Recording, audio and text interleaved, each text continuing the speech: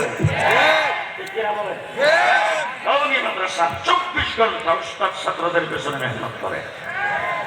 আপনি রাত্রে যাবেন, দিনে যাবেন, সকালে যাবেন, বিকালে যাবেন, গেলে দেখবেন ছাত্রের সঙ্গে উস্তাদ আছে, পড়তেছে।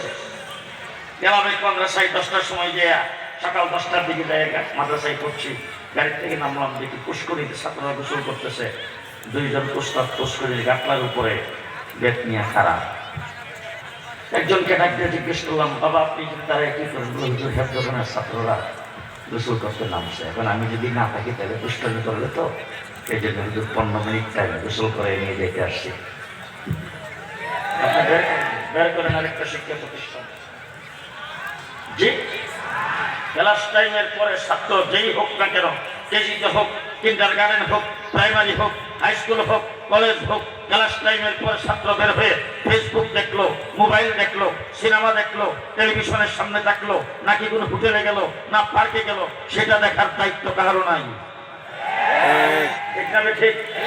আবার কওমি মাদ্রাসার ছাত্রদের ইস্তেঞ্জা পর্যন্ত উস্তাদের নিগরানিতে হয়, গোসল উস্তাদের নিগরানিতে হয়, উযু উস্তাদের নিগরানিতে হয়, ঘুম উস্তাদের নিগরানিতে হয়, খানা উস্তাদের নিগরানিতে হয়। প্রত্যেকটা বিষয়ের সুন্নতের উপর আমল হাতে কলমে বাপ কায়দা দেখে তারপরে শিক্ষা দেওয়া হয়।